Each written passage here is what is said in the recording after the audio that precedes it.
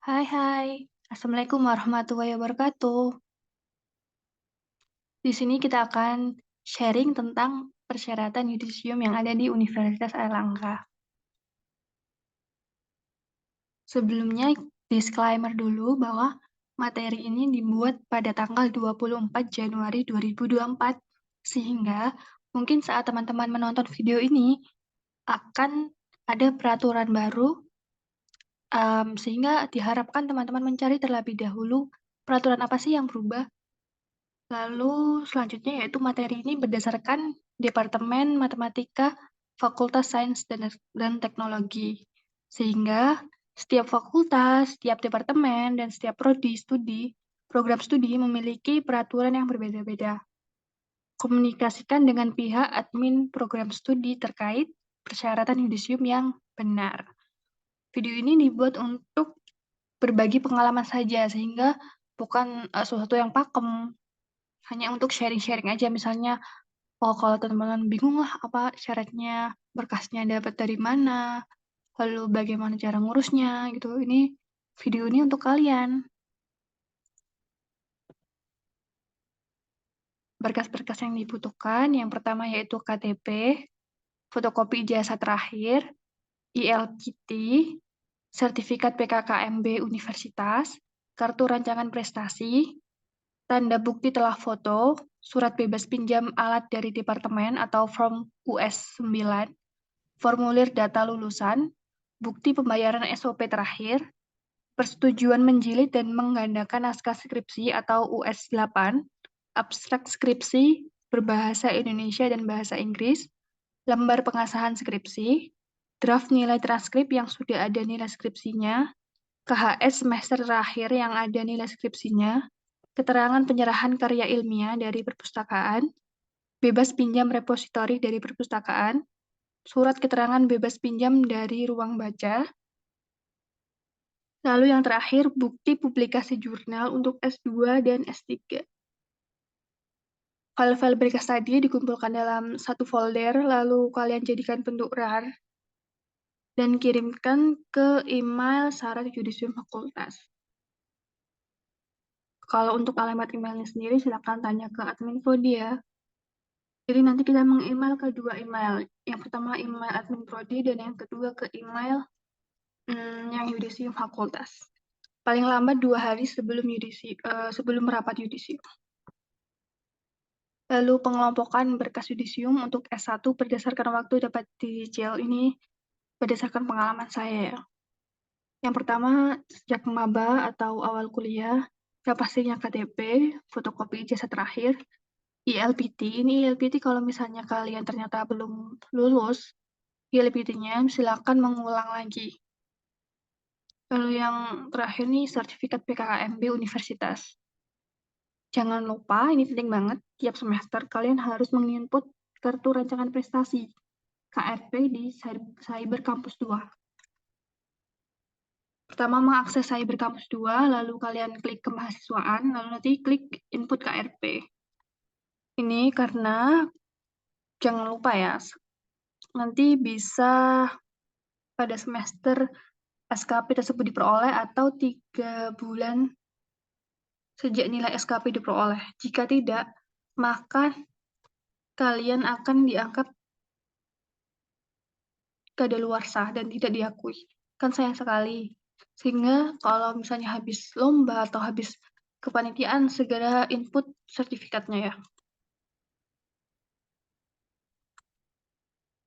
Lalu setelah sidang ujian skripsi nanti bisa dapat tanda bukti telah foto, surat bebas pinjam alat dari departemen atau form US 9, formulir data lulusan, bukti pembayaran SOP terakhir, persetujuan menjilid dan menggandakan naskah, abstrak skripsi, lembar pengesahan skripsi, draft nilai transkrip yang sudah ada nilai skripsinya, KHS semester akhir yang ada nilai skripsinya. Lalu setelah jilid skripsi, jadi karena memang di peraturan yang saya sekarang, Januari 2024 ini sudah harus menyerahkan skripsi fisik ke fakultas, ruang baca fakultas, dan ke perpustakaan. sehingga nanti kalian bakal dapat keterangan penyerahan karya ilmiah dari perpustakaan, lalu juga surat bebas pinjam repositori dari perpustakaan, dan terakhir surat keterangan bebas pinjam ruang baca. Ini alur menyicil berkas sebelum ujian skripsi. Nanti kalian bisa nyicil untuk menyekan KTP, fotokopi ijazah terakhir, ILPT dari Pusba, sertifikat PKKMB, dan kartu rancangan prestasi. Nanti setelah ujian skripsi, kalau misalnya kalian ada revisi skripsi sebelum ACC revisi nanti, kalian udah bisa menyicil tanda bukti telah foto, surat bebas pinjam alat dari departemen atau form US9, formulir data lulusan, bukti pembayaran SOP terakhir.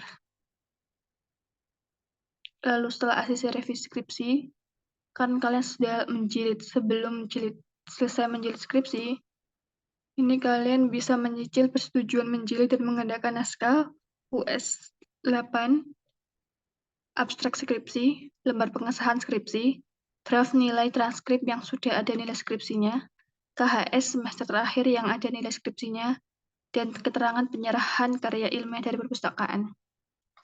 Ini ada perlu diperhatikan bahwa kalian kan menjilid skripsi kan bukan hanya satu buku, minimal ya minimal tiga. Jadi nanti waktu ada lembar, maaf ya, nanti saat minimal kan tiga, paling tidak dua atau tiga. Nanti saat lembar tanda tangan dosen pembimbing, tanda tangan kaprodi, dan tanda tangan kandep, kalian rangkap tiga. Karena nanti saat penjilidan tuh harus tanda tangan asli. Jangan sampai lupa ya. Oh, kalau untuk draft nilai ini dan KHS ini bisa saja keluar sebelum ACC revisi skripsi ya, diperhatikan aja. Lalu setelah menjilid skripsi, ini kalian bisa dapat bebas pinjam repositori dari perpustakaan, lalu juga surat keterangan bebas pinjam ruang baca, lalu baru bisa mendaftar yudisium.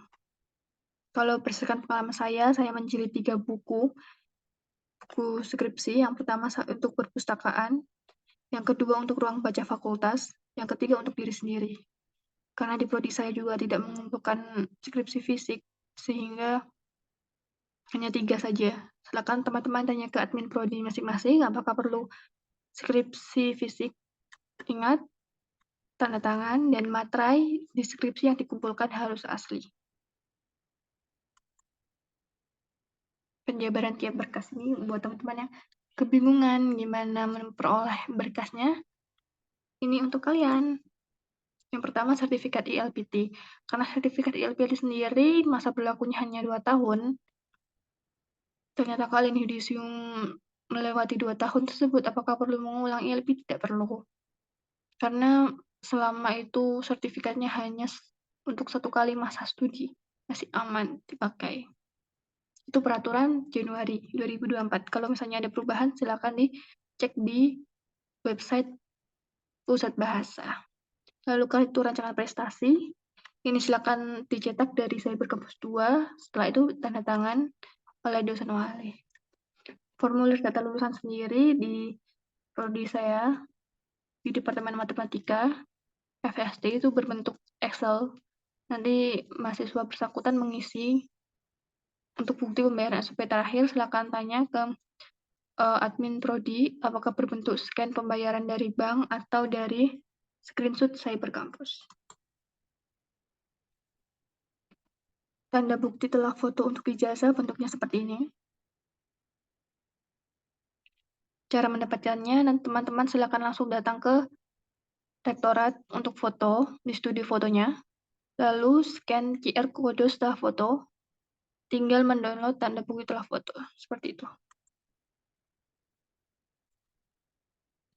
Lalu surat bebas pinjam alat dari departemen.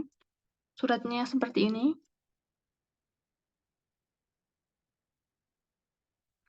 Lalu form US8, persetujuan menjilid dan mengadakan naskah skripsi.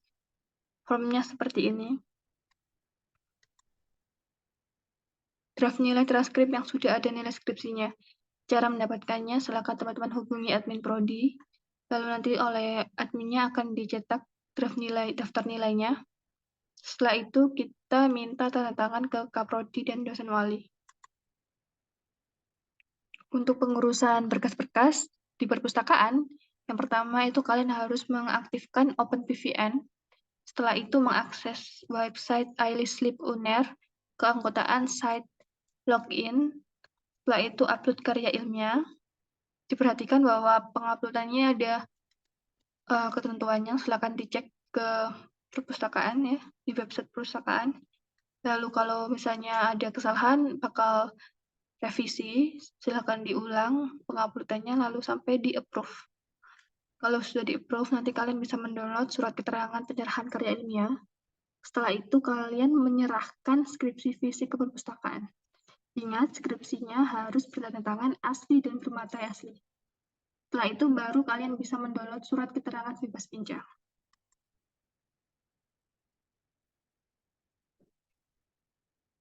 Ingat, gunakan OpenVPN. Suratnya seperti ini, surat keterangan penyerahan karya ilmiah. Lalu untuk surat keterangan bebas pinjam seperti ini. Ini bentuk kronologi milik saya. Yang pertama upload, nanti karena memang ada revisi, lalu sampai di approve. Itu baru di approve, baru bisa mendownload surat keterangan pencerahan karya ilmiah. Setelah itu saya datang ke perpustakaan kampus C, sesuai dengan lokasi fakultas saya, menyerahkan skripsi fisik, baru setelah itu saya bisa mendownload surat bebas pinjam.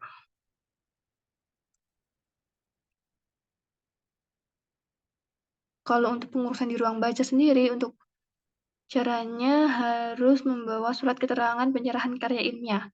Yang dari perpustakaan tadi kalian print, dan kalian membawa skripsi fisik.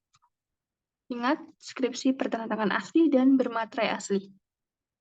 Serta kalian juga harus ada uang adminnya 2.500. Ini catatan, karena pada fakultas tertentu ada peraturan yang mewajibkan mahasiswa untuk menyumbang buku baru. Silakan teman-teman tanyakan kepada petugas ruang baca apakah perlu menyumbang buku. Kalau sedangkan di FSS sendiri tidak ada kewajibannya. Ini nanti kalian akan dapat tanda terima. Ini seperti ini. Dan keterangan bebas pinjam. Setelah itu kalian kumpulkan semuanya, scan semua surat-surat berkas tadi. Kalian jadikan bentuk RAR lalu kirimkan ke email yang ditentukan. Seperti itu ya. Kalau untuk mencetak skripsi sendiri, saya di kampus B. Jadi di sekitar kampus B itu nanti kan banyak percetakan. Di situ saya mencetaknya. Kalau misalnya teman-teman nggak tahu lokasinya, bisa datang langsung ke kampus B atau mungkin lihat dari Google Map. Google Map nanti lihat yang menerima jilid skripsi, silakan hubungi nomor yang tertera di situ. Kalau misalnya mendekati masa-masa yudisium, memang lebih antri ya. Harganya juga lebih mahal. Kalau misalnya juga harganya kalau misalnya kalian mau 1 hari jadi atau 2 hari itu nanti beda harganya. Semakin cepat, semakin mahal harganya. Silakan mencari yang mana yang sesuai. Seperti itu. Terima kasih, semoga membantu. Wassalamualaikum warahmatullahi wabarakatuh.